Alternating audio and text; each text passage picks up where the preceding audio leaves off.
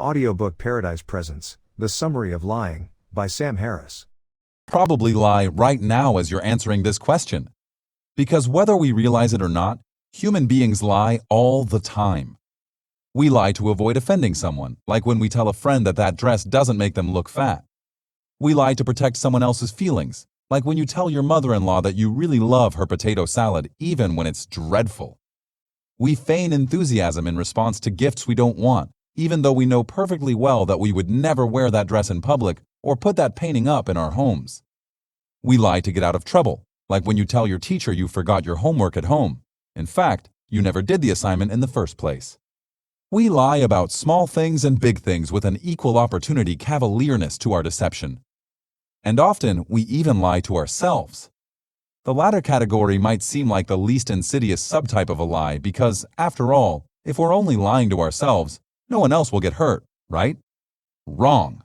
In fact, the author argues that lying to ourselves is often the worst thing we can do, even when the lie seems small and insignificant.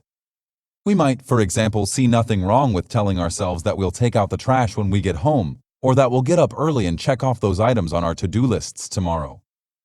But as the author sees it, every lie conditions us to normalize deception. And as we grow more and more comfortable with lying, we're literally encouraging our culture to be comfortable with dishonesty. Over the course of this summary, we'll examine the danger of this practice and what we can do to stop it. Chapter 1. White Lies Aren't Innocent. We've probably all heard the phrase little white lies. In fact, it's a pretty safe bet that everyone has said that phrase at one time or another. And it's equally likely that we say that phrase without realizing what it really means. So let's kick off this chapter by unpacking that terminology. At first glance, we can identify one key thing about the phrase.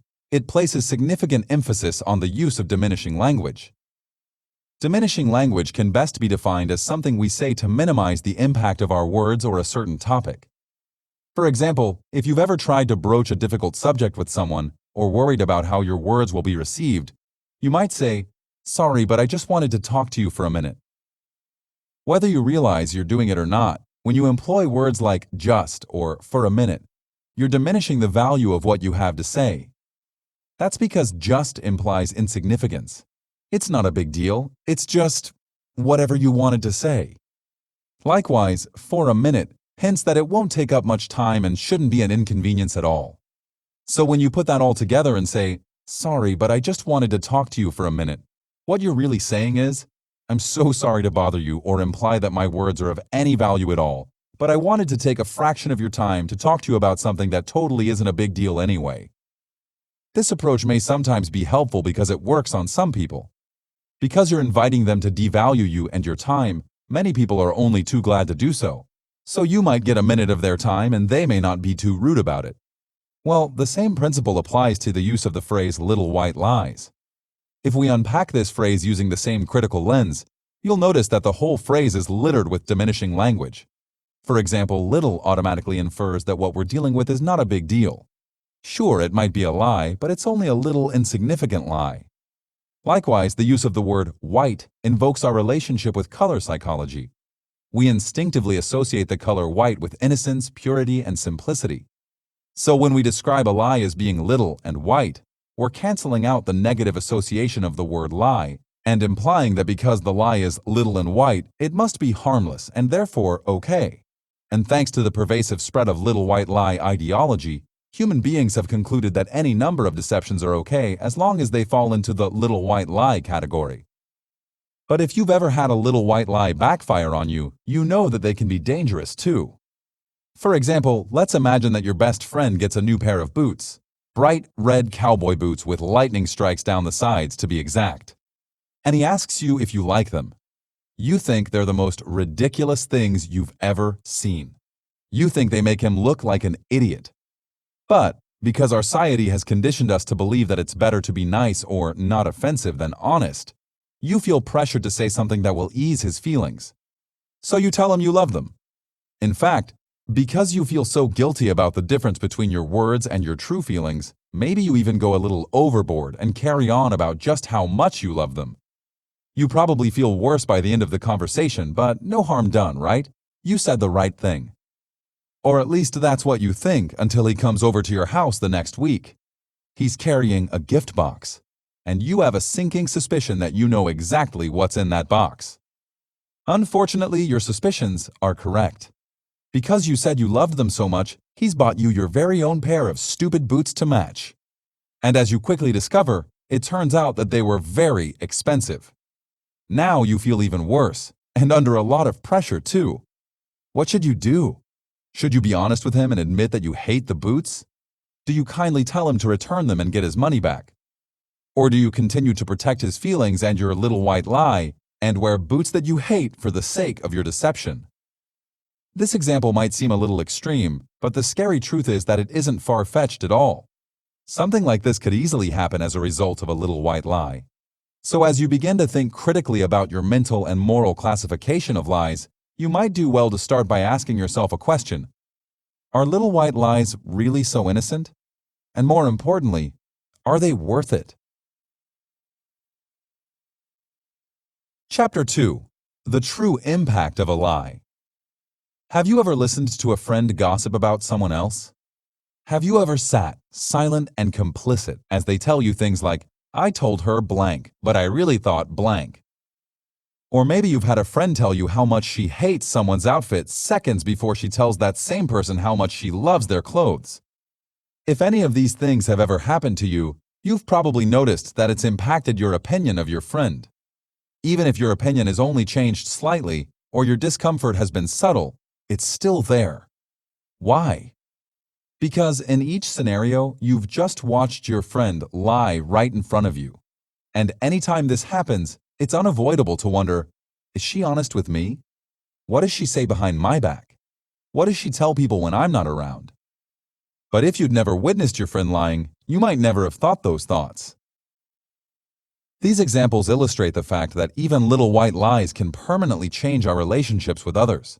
Because if you let yourself think about it long enough, you might catch yourself distrusting your friend in other areas as well. Sure, she only lied about her opinion of an outfit. That's not a very big lie. But it might prompt you to wonder what else she would lie about. You might find yourself asking questions like, does she even like me? Is she really my friend? Would she tell me if I had toilet paper on my shoe? Or would she let me walk around looking like an idiot so she could laugh about me behind my back? If these concerns weighed on your mind for very long, you might find that it changes your attitude and behavior towards your friend.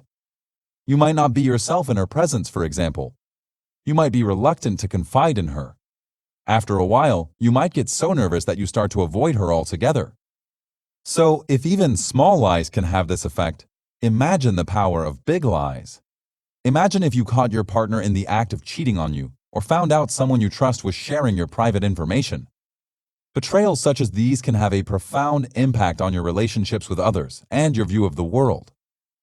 So if you keep this fact in mind and imagine how you would want to be treated in similar scenarios, it may help you to redefine your relationship with telling the truth.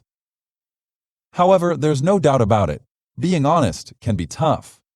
No one wants to tell their grandmother that her spinach casserole is disgusting, and it's no fun to tell your girlfriend that that dress really does make her look fat. Telling the truth can be scary because we worry that we might hurt or disappoint the people we love.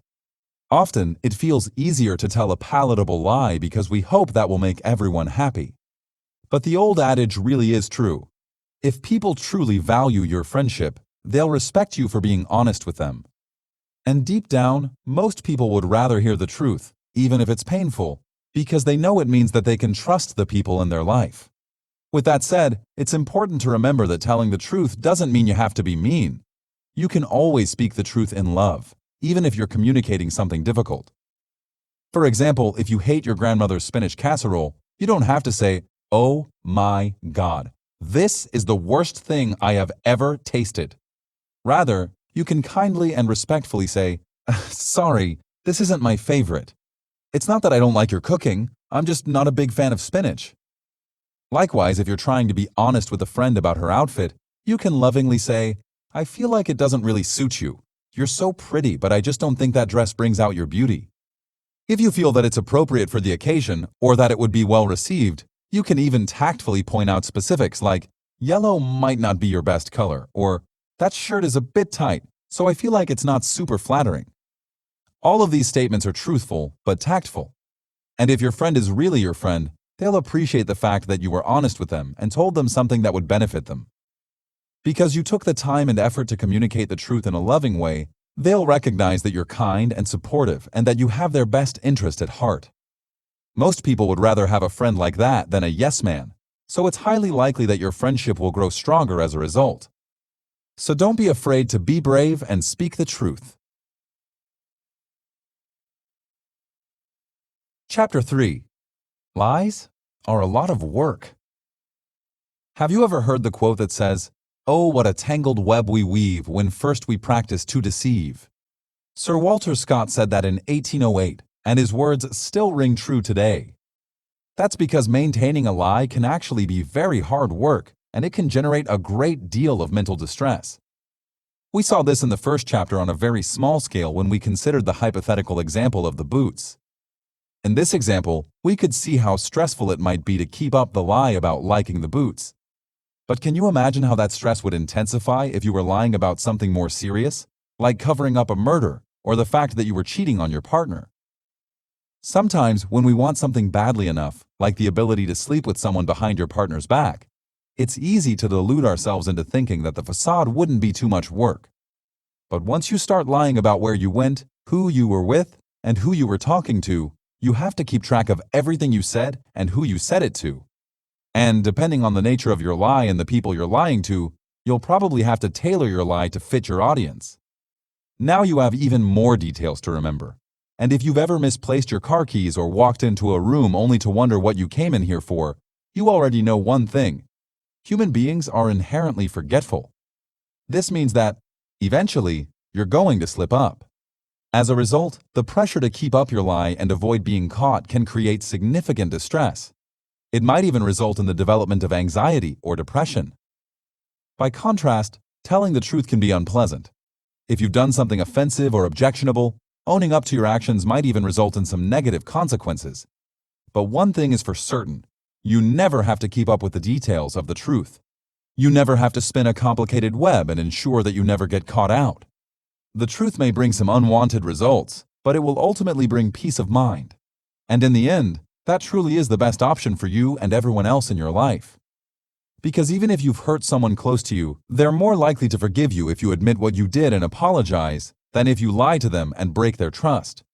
So, do the right thing for you and your relationships and give everyone peace of mind. Final summary. We've all heard the old adage, honesty is the best policy, but we often forget to live by it. Even when we lack malicious intent, many people feel that lying is easier because it allows us to protect others' feelings or stay out of trouble. But as the author demonstrates, lying has significant negative repercussions in almost every case. Sure, you might get away with it, but your peace and sanity will suffer as a result. Or you might get caught, losing the trust and respect of the people you love. In many cases, you might even irrevocably damage your relationships. That's why the author affirms that even little white lies are never innocent. A lie always brings more than you bargained for. So as you move forward, resolve to be honest with yourself and with others. You may find that, when blessed with the gift of the truth, your self-esteem and your relationships will blossom.